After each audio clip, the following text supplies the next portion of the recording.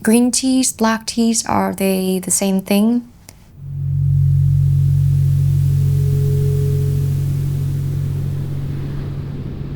So all 6 colors of tea, they are made from the exact same plant, this exact same species of plant, the Camellia sinensis.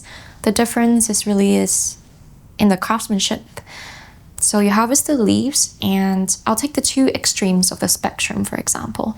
So with green tea, once you harvest, you treat it with high heat by steaming it or frying it in the pan, which locks in the green color of the tea. Imagine like blanching your vegetables in a pot of boiling water. It locks in the green color, and thus green tea. There's nothing else you do to it for the most part.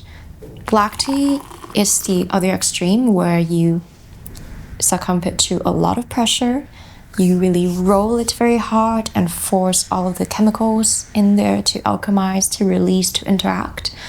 And thus it develops this very, very bold, fruity or sweet flavor to it. And then the other teas, for the most part, are somewhere in between that. And take white tea, for instance. It's a very interesting animal. You harvest the tea leaves, you leave it there, let it dry, and you're done. So it is oxidized. It also has very little processing. And because you don't roll it or do anything to it, it also tends to be very demure. Its scent, it's a lot more subtle. Some farmers call white tea lazy tea as well, because you do so little to it. If you decided tomorrow that you're going to become a tea artisan, you can literally just start with white tea, harvest it, and leave it there to dry, and that's it. Oolong teas, on the other hand, they are the most complex range of teas in terms of craftsmanship. For this reason, you seldom hear of the names of master green tea artisans or master black tea artisans. Relatively rare to hear about that. But in the world of oolong tea, who made your tea? It is no joke. It is no joke. You have these master tea craftsmen, master tea artisans whose names will outlive them and continue to rise alongside the scent of the tea they made decades after they have passed. And the reason is that oolong teas are so complex. There are so many choices and things you could do to it. Everybody has their own very, very distinct style. And it is the make or break of a tea. I'll take, for instance, a very hyperbolic example of the Oriental Beauty oolong, which is one of the most coveted teas in Taiwan. And these teas, when very well done by a master tea artisan, could trade for something like $30,000 US for just 600 grams at the auction house. So it is a very, very steep competitive environment in the world of oolong teas. And yeah, such a tea, it really is quite divine. It's like sweet floral nectar. Yes, it's like the most elegant liquid nectar ever. At this level, what does it take to be a good tea craftsperson?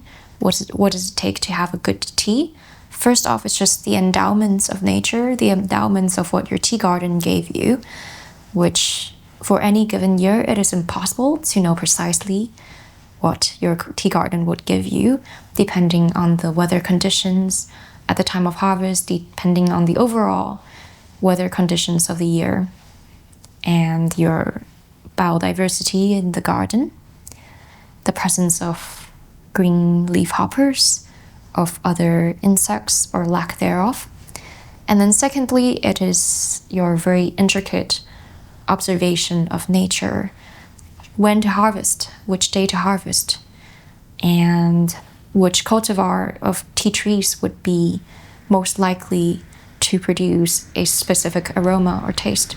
And thus, do we turn this tree into a black tea, or is it good for green tea, etc.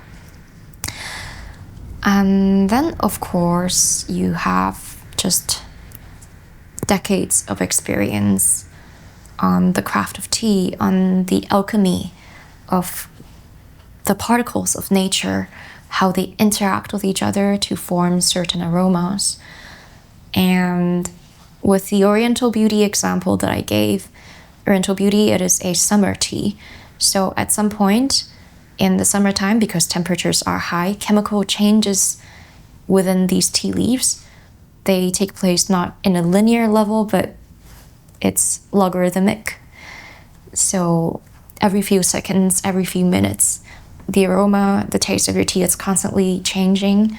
As a tea artisan making Oriental Beauty in the summertime, you will not go to sleep for a few continuous days, but like you're just there and constantly putting the tea to your face, observing it, and then making the calls of when do we move to the next stage? Do we wave it? Do we heat it already? Do we leave it out more?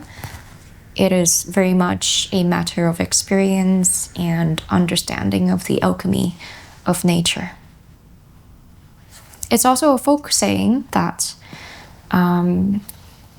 whoever is making your tea, their mood or their qi, their personal aura, it will also enter into a tea. So maybe not the worst idea to go to the tea country sometimes to feel what the mountains are like there, what the community is like there. And I also find it really fun to get to know the tea artisans who are making the teas that really do touch me. It always gives me a yearning to know them in person, what they're like.